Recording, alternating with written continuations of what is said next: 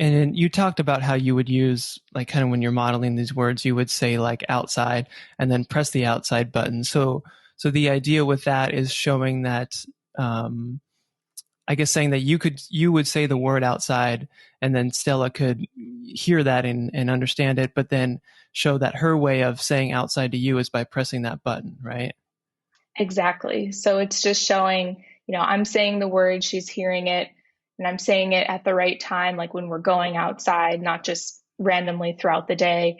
And then I'm also pressing her outside button, which says outside when you press it, so that she's hearing this is the same word and this is how, and seeing that she can say it in that way too if she wants.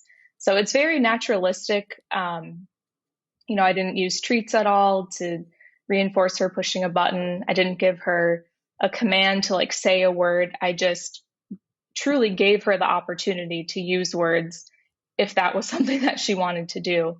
And that's what I think is most surprising to people about this. It wasn't this like stimulus response, do this, and Stella, says a word. It was very naturalistic.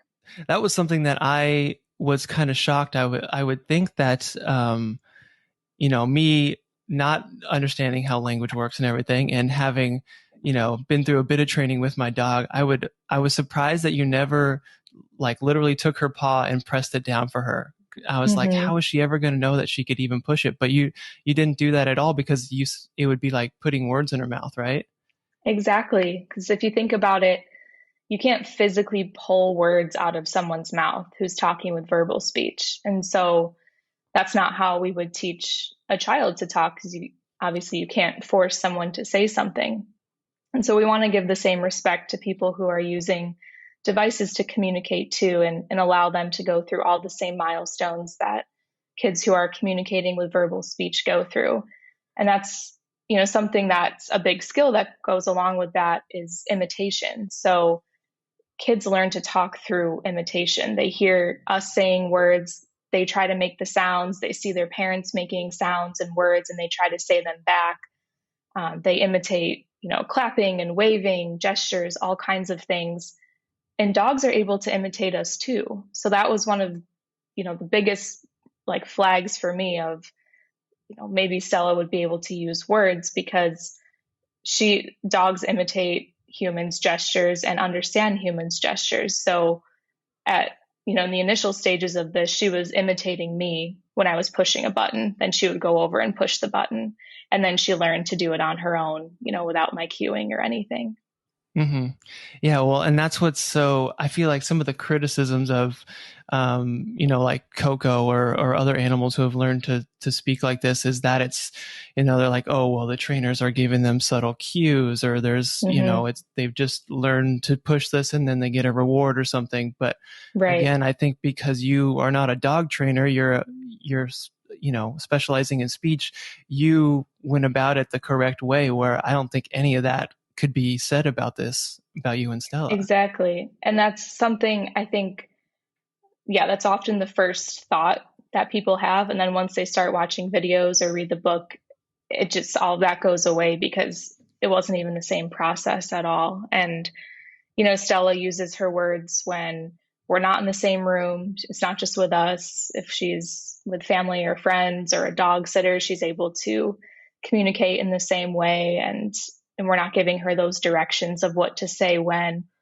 And by not doing that, it's just been incredible to see all that she talks about. And I talk about this a lot in my book, but by not giving her commands of like, say this or say that at a certain time, you really give her the opportunity to say what's on her mind and to communicate for herself.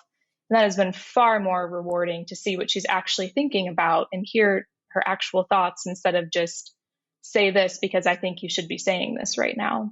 Because that's not how any of us communicate. Hmm. We're just sharing what's on our mind. Well, yeah. So, and I mean, the fact that she communicates with other people when you have a dog sitter and stuff like that, I think is so big and so just so huge. But, and I was reading, kind of in researching for this, I was reading, some guy was criticizing this. He's like, if this really is working, then it has to be we have to have Stella communicate something and then show it to a bunch of different people, and they all have to interpret it exactly the same way.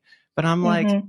even if if you gave a human 50 buttons, 50 words to talk with, and they're trying to communicate a thought, like there would be so much, misinterpretation of that Oh, stuff. So it's so unfair. yeah. And that's something that I think is just another big misconception, and where having a background in language development really comes in handy. So if a toddler says ball, what do they mean? Do they want the ball? Are they showing their mom the ball? Are they talking about the ball that they saw yesterday at the store? Are they wanting to play basketball? Do they want to go find the soccer ball? Like, you have no idea, but that's completely normal Yeah. because that's a normal stage in language development. We're just, adults are so used to our typical adult language that's complex, but there are stages of language development that come before this.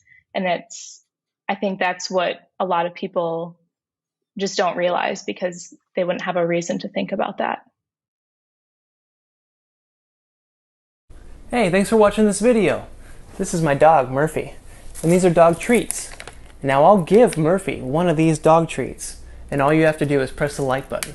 Just press that little like button right down there at the bottom of this video, and this sweet, adorable, cute little puppy gets a treat. All thanks to you. Alright, you did it?